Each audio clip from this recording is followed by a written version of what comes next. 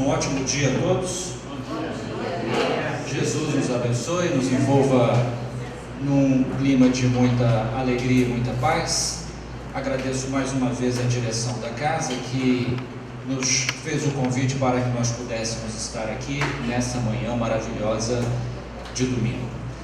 É um prazer sempre renovado falar da doutrina espírita, ainda mais para os diletos companheiros aqui da Sociedade Colatinense de Estudos Espíritas, que é uma casa que nós nutrimos uma grande afeição e um grande carinho. Nós gostaríamos de convidá-los nessa manhã para que nós façamos uma análise espírita de uma parábola, a parábola do mal rico e do Lázaro. E nós intitulamos esse estudo, essa reflexão, com o nome A Parábola do Mal Rico e do Lázaro, um diálogo do outro mundo. De antemão, nós gostaríamos de deixar bem claro que quando nós fizemos as pesquisas, os estudos, em relação a esse tema, como de costume, nós fizemos uma verificação, uma análise de como as outras agremiações religiosas, as outras doutrinas religiosas, os outros segmentos religiosos interpretam esta parábola. Como que eles analisam esta mensagem que nos foi apresentada por Jesus Cristo de uma forma comparativa, em uma linguagem parabólica, em uma figura de linguagem, uma figura de estilo que nós chamamos de parábola. E nós percebemos que há muito pouco material apresentado pelas outras escolas religiosas em se tratando desta parábola. Ou seja, eles praticamente evitam fazer comentários ou análises em torno desta parábola. E nós investigamos bastante. Encontramos uma ou outra interpretação, principalmente das escolas vinculadas ao protestantismo, dando a sua versão, a sua análise em relação a esse ensinamento de Jesus. Nós não estamos aqui para dizer quem é que está certo ou quem é que está errado. Nós estamos apenas estabelecendo um termo comparativo que é muito utilizado em qualquer tipo de pesquisa. Mas nós entendemos, através dessa análise que nós fizemos, que realmente é muito difícil para as demais agremiações religiosas tecerem comentários ou considerações acerca das informações apresentadas por Jesus nessa fala. Porque a parábola do mal rico e do Lázaro, ela apresenta uma grande quantidade de postulados espíritas. Ela encerra na sua estrutura conceitos, vários conceitos que somente a doutrina espírita esposa, ou abraça, ou defende. Por esse motivo, torna-se difícil para aquelas outras concepções religiosas tecerem comentários ou oferecerem uma interpretação acerca dessas informações que Jesus nos apresentou, porque ela é eminentemente uma parábola com conteúdos espíritas. Chega ao ponto de terem companheiros de outras escolas que afirmam categoricamente que não se trata de uma parábola, mas de uma prosopopeia. A prosopopeia é uma outra figura de linguagem ou de estilo, como é conhecido em Portugal, em que se dá a seres irracionais ou inanimados emoções, sentimentos, fala. Mas por que eles querem deslocar esse ensinamento da condição de uma parábola para a condição de uma prosopopeia? Porque a maioria das escolas vinculadas ao protestantismo acreditam que após o processo da morte fisiológica, da morte física, o espírito permanece vinculado, agarrado, preso ao corpo físico, em um sono letárgico, aguardando o momento do julgamento final. Por esse motivo, eles não aceitam a possibilidade de que um espírito, ou 2 ou 3 espíritos, como é o caso da parábola, entreteçam um diálogo, uma conversação no outro mundo. Porque eles não poderiam fazer isso, porque eles estão agarrados no túmulo, dormindo em sono letárgico.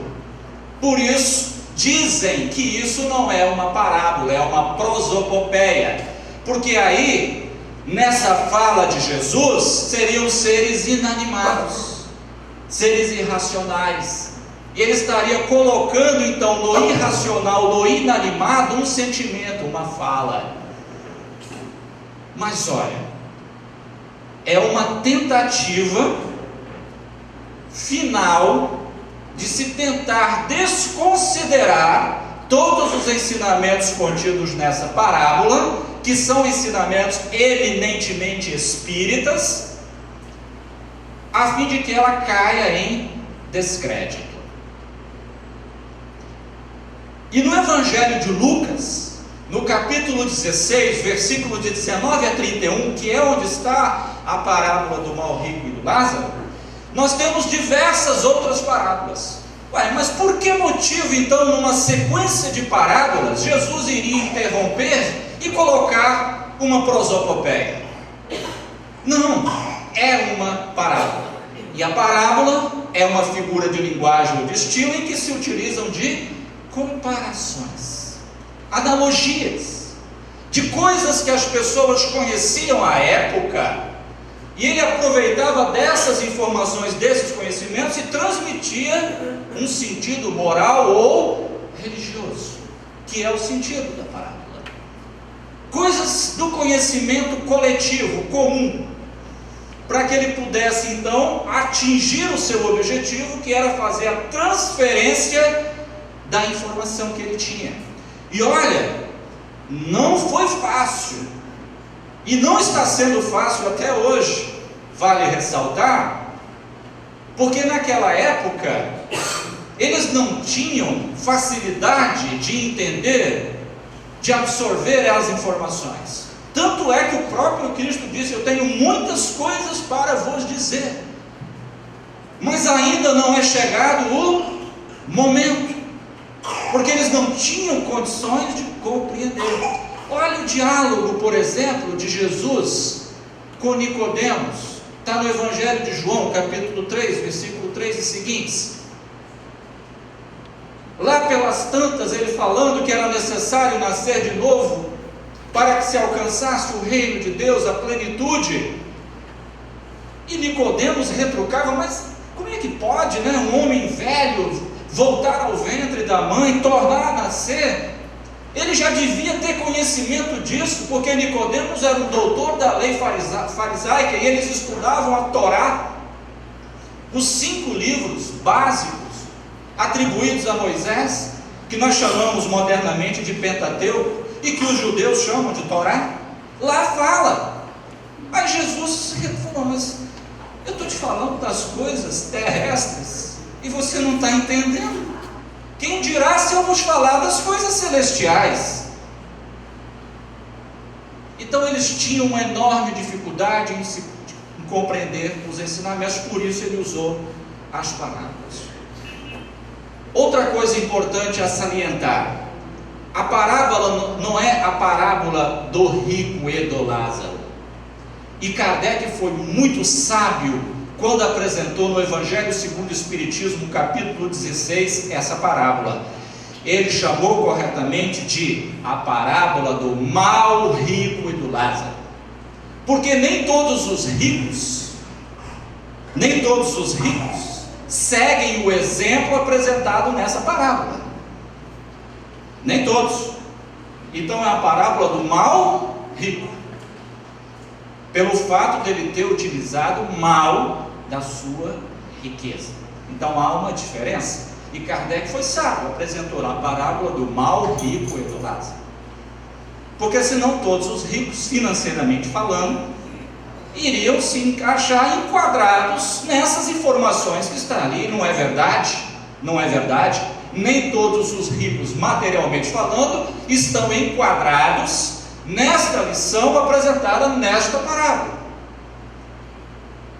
Então o nome é a parábola do mau rico e do Lázaro. Um diálogo do outro mundo foi uma complementação que nós colocamos no título, porque trava-se realmente um diálogo do outro mundo. E nós então trouxemos nesses slides a transcrição na íntegra da parábola. Nós tivemos o cuidado de retirar essa transcrição da Bíblia de Jerusalém, que é uma das traduções mais fiéis para o português. Nós temos hoje mais de 20 traduções da Bíblia para o português, e todas elas são diferentes umas das outras. De acordo com o tradutor, ele fez interpolações e ajustes de acordo com a sua crença, com o seu modo de entendimento. Então nós temos diversas traduções, mais de 20, cada uma diferente uma da outra. A Bíblia de Jerusalém, onde nós fizemos essa tradução, onde nós buscamos, é uma das mais fiéis ao texto hebraico. E na íntegra diz o seguinte: havia um homem rico que se vestia de púrpura e linho fino, e cada dia se banqueteava com requinte. O termo púrpura, a referência à púrpura, é para dar a ideia da condição financeira desse homem, porque à época de Jesus, para se obter a cor púrpura numa roupa, num tecido, somente aqueles que detinham condições financeiras, porque a púrpura era retirada de moluscos, animais marinhos que habitavam o mar Mediterrâneo. Ao serem sacrificados esses moluscos, eles saíam deles uma cor púrpura que é usada para tingir os tecidos. Então as pessoas que tinham uma excelente condição financeira poderiam ter uma roupa na cor púrpura. Por isso que ele faz essa referência. Um pobre chamado Lázaro jazia, quer dizer, permanecia à sua porta coberto de úlceras, possivelmente um leproso, que era muito comum à época. Desejava saciar-se do que caía da mesa do rico, e até os cães vinham lamber-lhe as úlceras. Aconteceu que o pobre morreu e foi levado pelos anjos ao seio de Abraão. Adiante, vamos fazer algumas observações sobre isso. Morreu também o rico e foi sepultado. Na mansão dos mortos era uma crença dos judeus. Por isso que Jesus usa uma parábola, porque ele traça analogias, comparação. Era o local em que eles acreditavam que iam as almas daqueles que não haviam praticado o bem sobre a terra. Chama-se também Hades, Sheol, Gema, é a mansão dos mortos, um local de sofrimentos após o sepultamento, para onde iriam as almas das pessoas. Então, na mansão dos mortos, em meio a tormentos, levantou os olhos e viu ao longe pai Abraão e Lázaro em seu seio. Então exclamou: Pai Abraão, tem piedade de mim e manda que Lázaro molhe a ponta do dedo para me refrescar a língua, pois estou torturado nesta chama. Abraão respondeu: Filho, lembra-te de que recebestes teus bens durante tua vida. Lázaro, por sua vez, os males. Agora, porém, ele encontra aqui consolo e tu és atormentado. E além do mais, entre nós e vós existe um grande abismo, a fim de que aqueles que quiserem passar daqui para junto de vós não possam, nem tampouco atravessem de lá até nós. Ele replicou: Pai, eu te suplico, envia então Lázaro até a casa de meu pai. Vejam que são espíritos, pessoal, conversando no mundo espiritual. Pois tenho 5 irmãos, que leve a eles seu testemunho, para que não venham eles também para este local ou lugar de tormento. Abraão, porém, respondeu: Eles têm Moisés e os profetas, que os ouçam.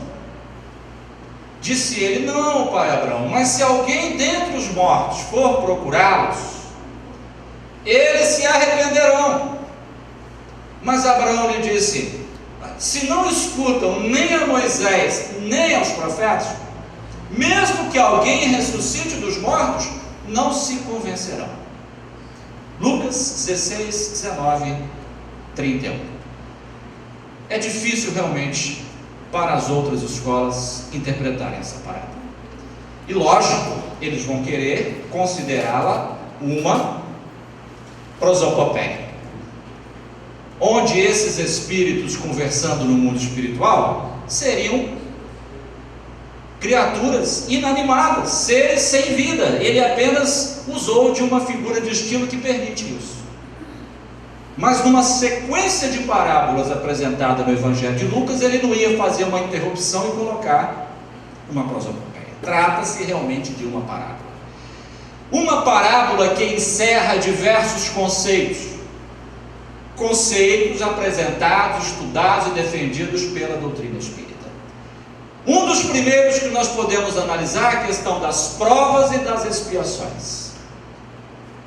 O rico tinha uma prova, a prova da riqueza, que vale ressaltar, trata-se de uma prova difícil. Contrariamente ao que imaginamos, que a riqueza abre todas as portas, porém fecha muitas outras portas. Não que ela seja ruim em sua essência, o problema é o mau uso que se faz desses bens que Deus confiou às pessoas ricas, porque o dinheiro, as condições, as facilidades materiais estão na mão das pessoas para que elas possam fomentar o progresso e o equilíbrio social, trazer a paz, a união, a concórdia. E normalmente não é assim que vemos acontecer, porque é uma prova difícil. E prova é sinônimo de teste, de avaliação. Então, quem recebe a riqueza, recebe para fazer um teste, para ser avaliado. É uma prova, para ver se ele sabe conduzir bem esses recursos que Deus lhe confiou. E ao lado, nós temos uma expiação, que Lázaro estava experimentando. A miséria, as úlceras, os problemas de saúde, trata-se de um processo expiatório, com X, tá, pessoal? Não é expiar com S, que é de ficar olhando os outros expiarem com X. Uma expiação está vinculada a uma lei de causa e efeito. Então nós temos prova e expiação apresentada ali. Um fraquejou na sua prova, não soube usar dos seus recursos, nem mesmo as sobras do seu banquete ele direcionava para Lázaro. E esse suportou a prova sem murmurar, sem se queixar. Quando ambos experimentam o processo da morte fisiológica, que nós chamamos na doutrina espírita de desencarnação, começa a funcionar o processo do mecanismo das leis de causa e efeito. Lázaro é recolhido pelos espíritos superiores, que à época eles chamavam de anjos, que vieram recolher. E o que seriam? Pergunta 129, Livro dos Espíritos. Kardec pergunta: os anjos percorreram todos os graus da escala evolutiva? Resposta dos Espíritos: percorreram todos os graus, mas do modo que havemos dito, uns aceitando sem murmurar suas missões, chegaram mais depressa, outros gastaram mais ou menos tempo para chegar à perfeição. Então não existem anjos criados perfeitos por Deus. Todos nós somos criados no mesmo ponto de partida, com as mesmas condições, senão Deus não seria justo. Por que Ele criou um anjo perfeito e nos criou nessa condição em que nós podemos falir? Não, de maneira alguma. Se eles chegaram onde estão, foi por mérito próprio, resultado dos seus esforços, como nós também um dia seremos chamados de anjos, pois teremos uma perfeição espiritual. Então, esses espíritos superiores vieram buscar o Lázaro e o levaram para o seio de Abraão. Abraão, o patriarca do povo hebreu, cujos relatos nós encontramos no livro do Gênesis, saiu da cidade de Ur, na Caldeia, na Mesopotâmia, orientado por um espírito que lhe disse que ele deveria partir, pois iria mostrar o caminho da terra prometida, ou Canaã. E a saga, a história do povo hebreu começa então com o patriarca Abraão, o pai Abraão. Seio de Abraão é uma região no mundo espiritual, é uma condição no mundo espiritual de uma crença do judaísmo, para onde aqueles que cumpriram bem a sua tarefa na terra iriam após a morte. Então os espíritos vieram, pegaram o espírito de Lázaro, ou receberam no mundo espiritual e o conduziram para uma região mais feliz, junto de pai Abraão. Ele usou essa parábola porque eles conheciam as coisas dessa maneira. Por esse motivo usou essas personagens, para que ele pudesse então transferir esses exemplos. Muito bem, o mal rico é sepultado e na mansão dos mortos ele experimenta tormentos. Esses tormentos são tormentos interiores, tem a ver com a consciência, tem a ver com o estado de espírito. Quando se fala em chamas labaredas, não são chamas e labaredas da forma como nós as conhecemos, porque uma chama, uma labareda não consegue consumir um espírito, não consegue ferir um espírito, não traz dor ao espírito, porque o espírito não possui corpo material, então a chama não pode atormentá-lo, mas a consciência atribulada, esta sim o atormenta. esta o prejudica, o atrapalha, o desequilibra. Por esse motivo, ele tem a sensação desse sofrimento, dessa tormenta. E como à época a ideia de uma região de sofrimento foi uma ideia comum e conhecida, ele utilizou desse paralelo, que na verdade, vale ressaltar, foi uma cópia de um modelo dos pagãos, que acreditavam na existência do Tártaro, um local de sofrimento, para onde iam as almas daqueles que haviam feito o mal sobre a terra. No Tártaro, segundo os pagãos, existia uma entidade chamada Plutão. Plutão coordenava a aplicação das penas às almas que ali se encontravam. E o interessante é que no Tártaro, as penas eram aplicadas proporcionalmente às faltas cometidas. Era proporcional. Então tinha o tanque das Danaides, que era um tanque de azeite fervendo, o rochedo de Ixon, a pedra de Sísifo. De acordo com o mal praticado, a alma ia passar por aquela tormenta. E Plutão não se comprazia nisso. Plutão não saía do Tártaro e vinha aqui para a superfície da Terra tentar arrastar outras almas para irem para aquele local de sofrimento. Não. Mas quando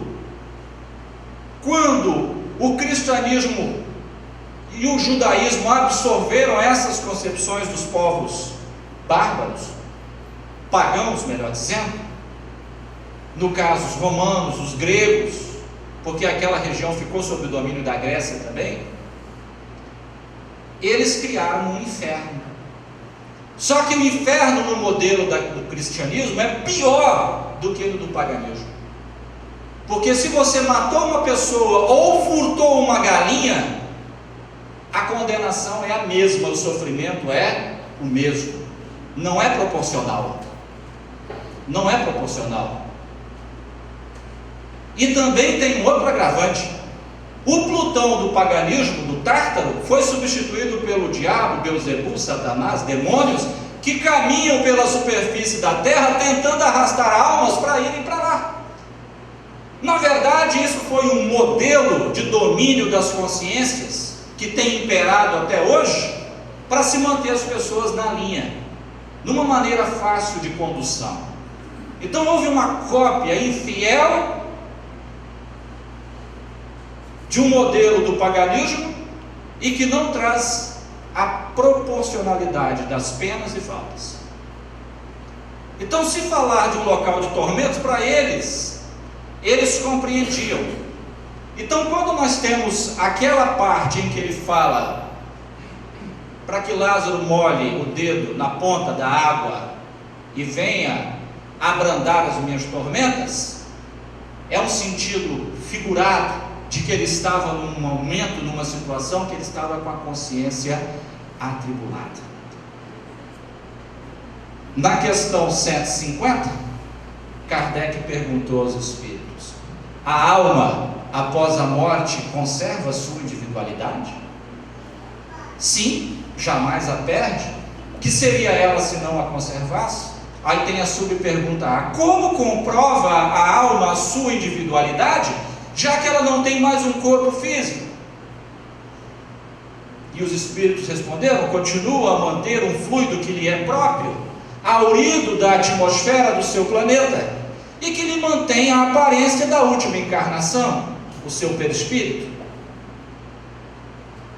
Então nós temos aí a sobrevivência da alma e a manutenção da sua individualidade. Pois, segundo a parábola, nós temos o mau rico vendo Lázaro junto com Abraão.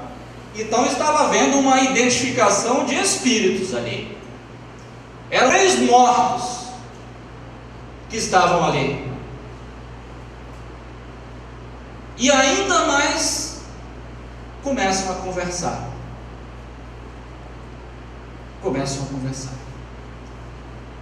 Então, a comunicabilidade que existe no mundo espiritual. Então nós começamos a perceber que a lei de causa e efeito é uma realidade, porque Lázaro está no local mais tranquilo, mais feliz, e o mau rico experimentando tormentos. E aí lá, pai Abraão fala: olha, mas você recebeu as duas coisas lá na vida, né? Fez mau uso da sua riqueza, só se preocupou com prazeres, requintes, e Lázaro não, só teve males, sofrimentos, e agora ele está sendo consolado. Lei de causa e efeito. Aí, movido por uma íntima compaixão, o mau rico pede para que pai Abraão envie Lázaro à terra, conversar lá na casa do pai, que ele tinha 5 irmãos, para falar com eles, que eles deviam mudar a sua forma de se comportar, para que eles não viessem parar no mesmo local de tormentos. Esse é o calcanhar de Aquiles nas outras interpretações. Por quê? Porque Abraão não diz na parábola que foi apresentada por Jesus que não se pode estabelecer comunicação lá com o pessoal da terra. Ele não fala isso, e todos esperavam que ele falasse, mas ele não fala. Se não existisse a comunicabilidade, ele diria: epa, no mínimo as chamas estão te consumindo aí, os seus miolos espirituais, porque você não pode, não tem como a gente conversar com os que estão lá na terra. Não, ele não fala isso, ele não diz que é impossível, ele apenas faz uma ressalva. Olha, eles têm lá Moisés e os profetas, que o sigam, tem a Torá, os 5 livros de Moisés, os livros proféticos que vieram depois.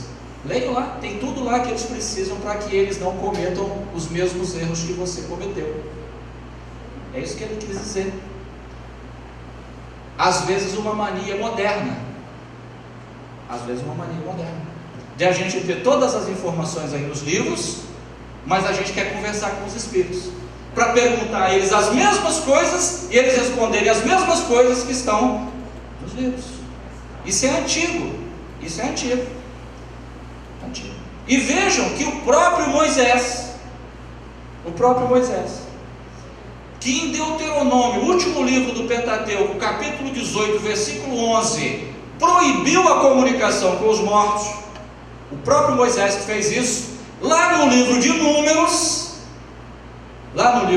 capítulo 11, versículo de 26 a 29, ele elogia 2 médicos, Eldade e Medade, que estavam profetizando lá no arraial, recebendo espíritos, profecias sérias.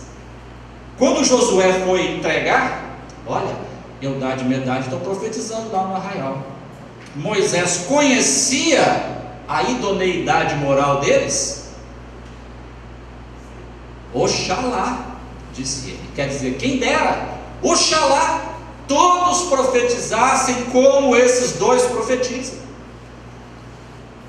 Mas o povo queria tanto conversar com o mundo espiritual, de maneira descontrolada, desgovernada, para assuntos pueris, que antes de chegar em Canaã, a terra prometida, ele resolveu proibir para controlar um pouco aquilo, porque estava demais, estava descontrolado.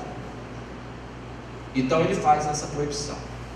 E muitos têm usado isso, dizendo que ele proibiu com isso a doutrina espírita, o espiritismo. Nada, ele apenas estabeleceu um controle da manifestação mediúnica, e que o Cristo desconsiderou isso várias vezes. Em Mateus capítulo 17, lá no Tabor, por exemplo, ele conversa com Moisés e Elias, 2 espíritos. Lá em Decápolis, uma das 10 cidades gregas, em que ele vai liberar o rapaz de uma influência espiritual, de uma subjugação, ele bate o maior papo com os espíritos.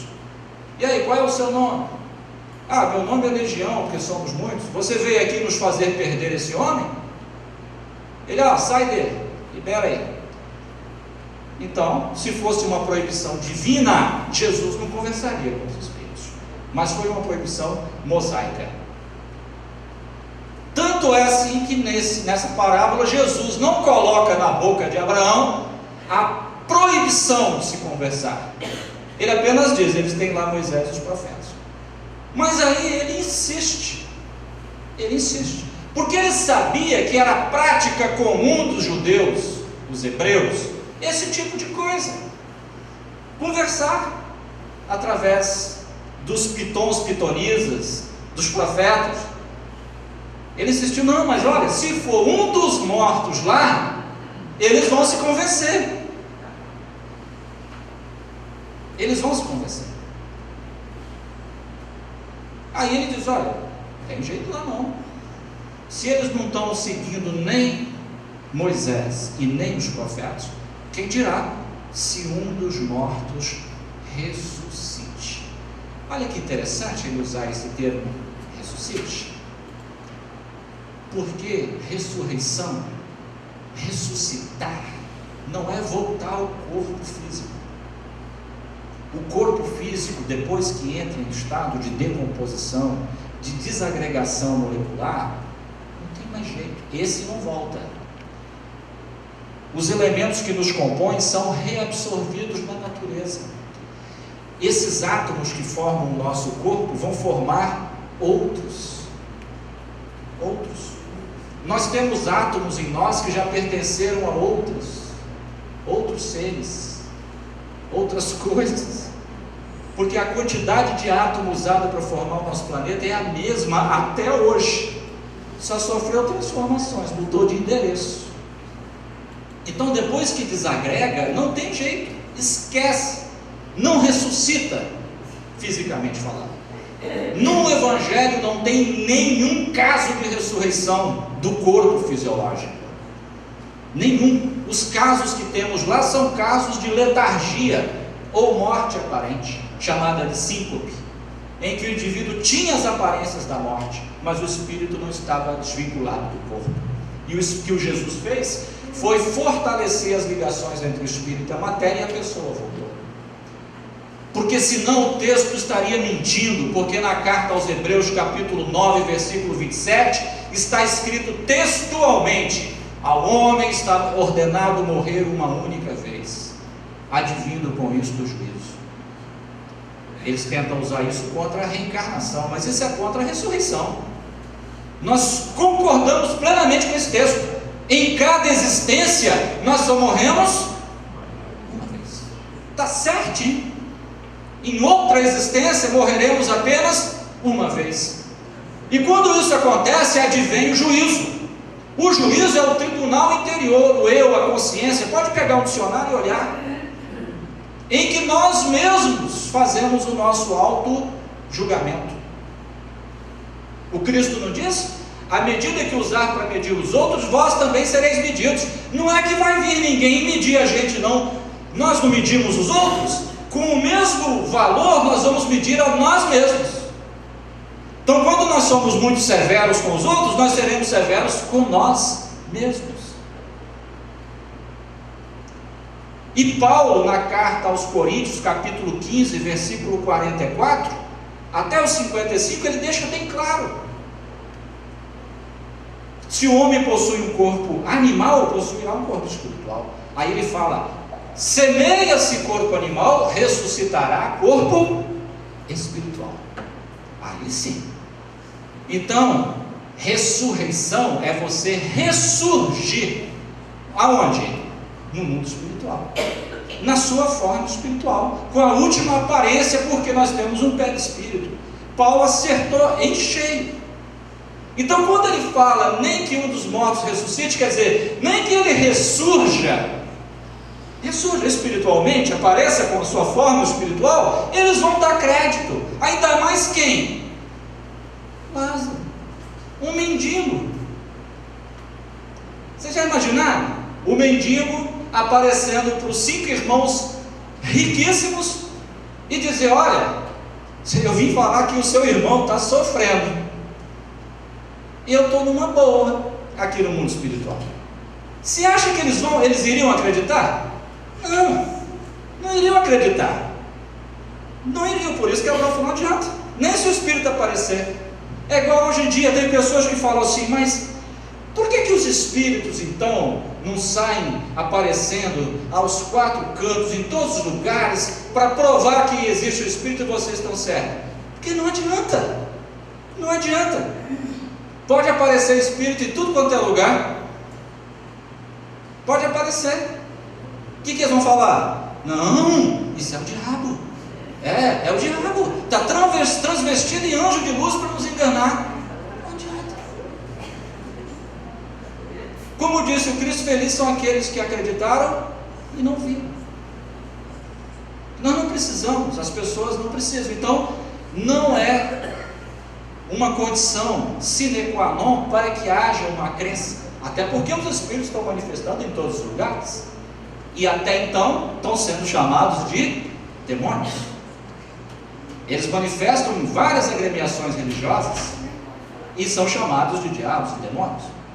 Se ele falar, eu sou sua mãe, querido, com o cara que estiver controlando ele vai falar, não, você é o diabo, você está tentando me enganar, dizendo que é minha mãe. Vai arder no fogo do inferno. Eu sei que eu já assisti várias. Então, não adianta. Nem se ele materializar ele vai dizer, não. Então não adiantava eles aparecerem. Então nós temos aí a prova, a expiação, nós temos aí a sobrevivência do espírito à morte do corpo, nós temos aí a lei de causa e efeito funcionando, nós temos aí a possibilidade do intercâmbio entre o mundo espiritual e o mundo material, nós temos aí a possibilidade de intercâmbio entre os dois mundos, e ainda no livro dos Espíritos nós temos essa questão, a 278, em que Kardec pergunta: os espíritos das diferentes ordens, olhem que interessante, se acham misturados uns com os outros? Precisava mesmo vir a terceira revelação, a doutrina espírita, na promessa que está no Evangelho de João, capítulo 14, para que pudesse se aclarar e facilitar o entendimento das informações contidas nos Evangelhos. Aí os Espíritos responderam, sim e não. Então ele está querendo dizer o seguinte: os Espíritos bons, os Espíritos ruins, eles estão misturados, estão todos separados. Como é que é isso? Quer dizer, eles se veem, mas se distinguem uns dos outros.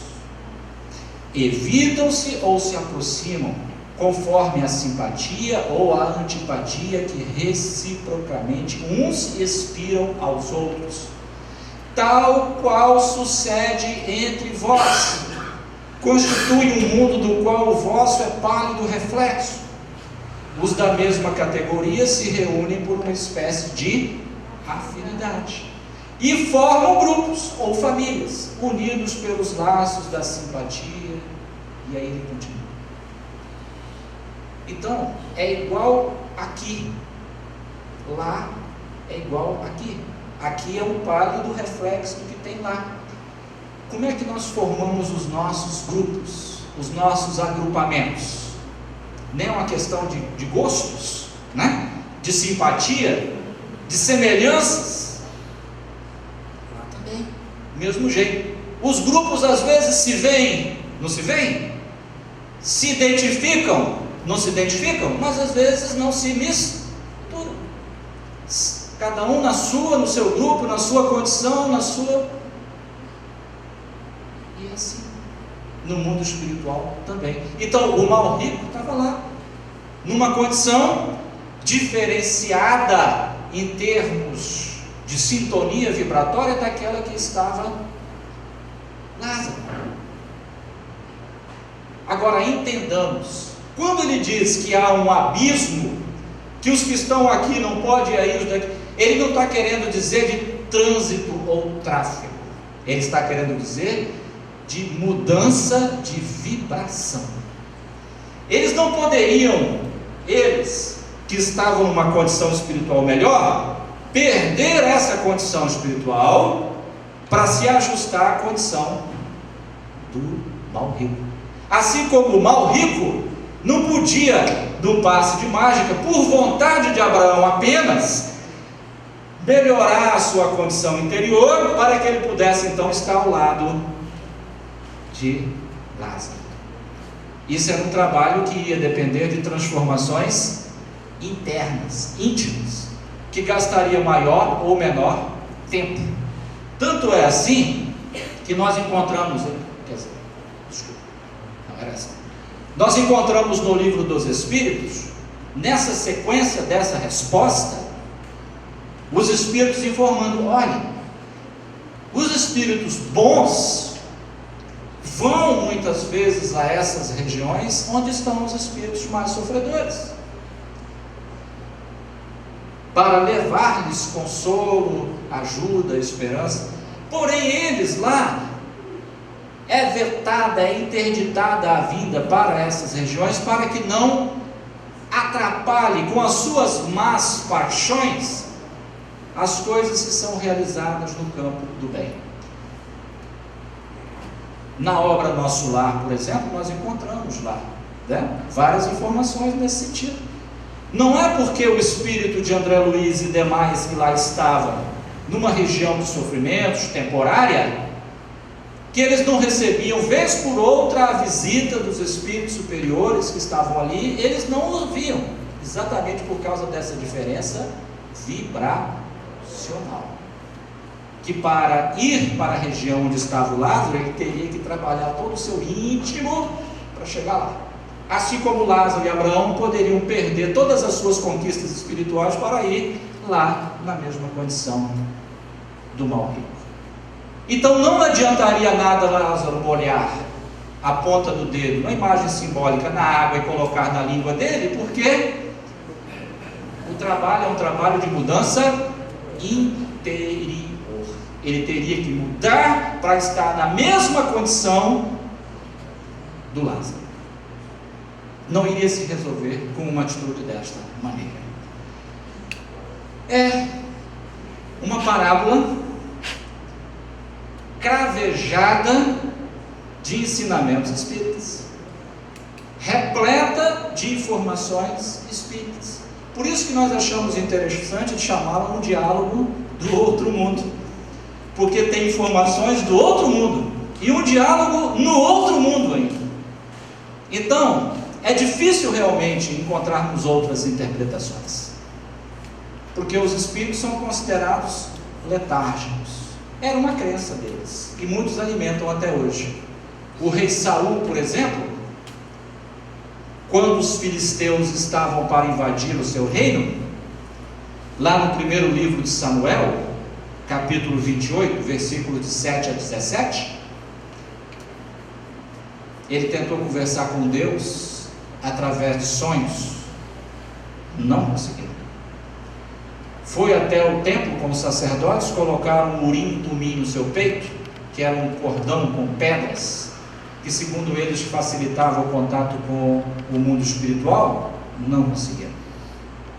Ele chamou os seus serviçais, soldados, e perguntou: vem cá, onde é que tem alguém aí com o espírito de adivinhação, que converse com os mortos? O soldado disse: olha, vai ser difícil, você mandou matar todos. Ele mandou matar todos os pitons e as pitonesas. Aí um falou: não, peraí, lembrei, tem uma mulher lá na aldeia de Endor, tem uma mulher, vamos até lá.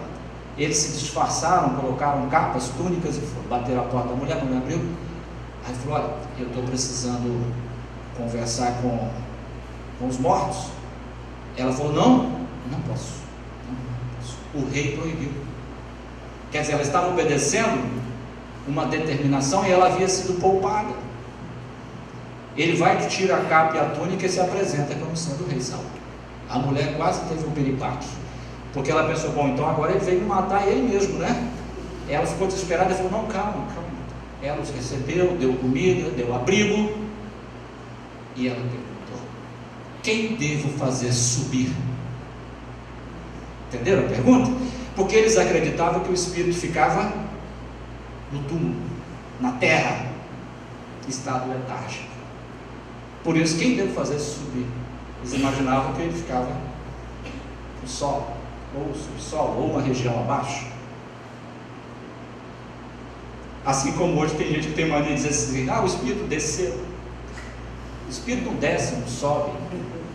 Não existe isso. Ele não é foguete, né? Não é nave espacial. Aí ele disse: eu quero falar com o Espírito. Samuel, que era o rei que lhe antecedeu, o Espírito apareceu. Aí usa isso aí fora para dizer: está vendo? Olha, conversou com o Espírito. Olha o que aconteceu com Saul e seus filhos. Porque Saul e os seus filhos, o Espírito falou: olha, devido aos desmandos que tu cometes, você e seus filhos serão mortos. E aconteceu, eles morreram, inclusive suicidaram, né, para não serem mortos pelos filisteus. Aí as pessoas falam: olha, consultaram o Espírito, acontece isso, aconteceu essa desgraça depois. Nada a ver uma coisa com outra, absolutamente nada. Então, essa parábola encerra todos esses conceitos.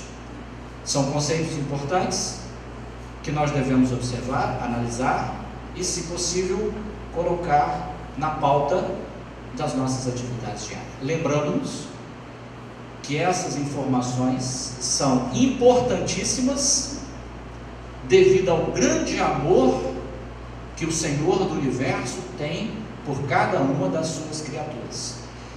E para facilitar, Ele permitiu que Jesus, o seu Filho amado, o Espírito mais avançado que esteve entre nós, pudesse nos transmitir de uma maneira simples, a mais simples possível, na forma de parábolas. Porque o Senhor, Ele é o nosso pastor e nada nos faltará.